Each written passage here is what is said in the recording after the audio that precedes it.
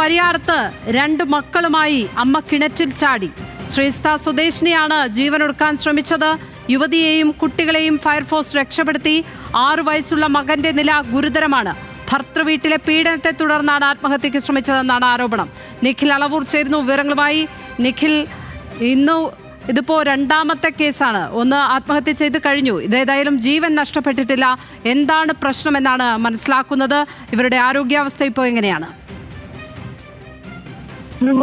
ഇതിൽ ഏറ്റവും സങ്കടകരമായ ഒരു വിവരം എന്ന് പറയുന്നത്, ഈ അമ്മ 2 മക്കളെയും എടുത്ത് കിണറ്റിൽ ചാടുന്നു. ഈ 6 വയസ്സുകാരനായ മകന്റെ നില അതീവ ഗുരുതരം എന്നതാണ് വിവരം. ഏതായാലും ഭർത്തൃവീട്ടിലെ പീഡനമാണ് ഇത്തരത്തിൽ ആത്മഹത്യ ചെയ്യാനുള്ള ഒരു ശ്രമത്തിലേക്ക് ഇവരെ നയിച്ചതെന്നാണ് നമുക്ക് മനസ്സിലാക്കാൻ സാധിക്കുന്നത്. 4ഉം 6ഉം വയസ്സുള്ള മക്കളുമായാണ്. 4 വയസ്സുള്ള പെൺകുട്ടിയും 6 വയസ്സുള്ള ആൺകുട്ടിയുമായാണ് ചെറുതാഴം ശ്രീസ്ഥ സ്വദേശിനി കിണറ്റിൽ ചാടിയത്. അതീവ ഗുരുതരമാണ് കുഞ്ഞിന്റെ നില എന്നറിയുന്നു. 3 പേരെയും ഇപ്പോൾ പരിയാരം മെഡിക്കൽ കോളേജ് ആശുപത്രിയിൽ പ്രവേശിപ്പിച്ചിട്ടുണ്ട്.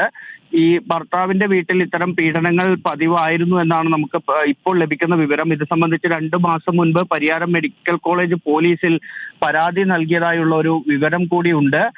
ഇവർ കിണറ്റിൽ ചാടിയതറിഞ്ഞ് ഉടൻ തന്നെ ഫയർഫോഴ്സ് എത്തിയാണ് ഇവർ 3 പേരെയും പുറത്തെടുത്ത് വളരെ വേഗത്തിൽ തന്നെ പരിയാരം മെഡിക്കൽ കോളേജ് ആശുപത്രിയിലേക്ക് എത്തിച്ചത്. 6 വയസ്സുകാരനായ മകന്റെ നില അതീവ ഗുരുതരം എന്നൊരു വിവരമാണ് ഇപ്പോൾ ലഭിക്കുന്നത്. അത്യന്തം സങ്കടകരമായ വാർത്തയാണ്. 6 വയസ്സുള്ള കുട്ടിയുടെ സ്ഥിതി അതീവ ഗുരുതരമാണ്. ഭർത്തൃവീട്ടിലെ പീഡനം കാരണമാണ് യുവതി 2 മക്കളെയും കൊണ്ട് ആത്മഹത്യയ്ക്ക് ശ്രമിച്ചിരിക്കുന്നത്. ഇപ്പോൾ വിവരങ്ങൾ നൽകുകയായിരുന്നു നിഖിൽ അളവൂർ, കണ്ണൂരിൽ നിന്ന്.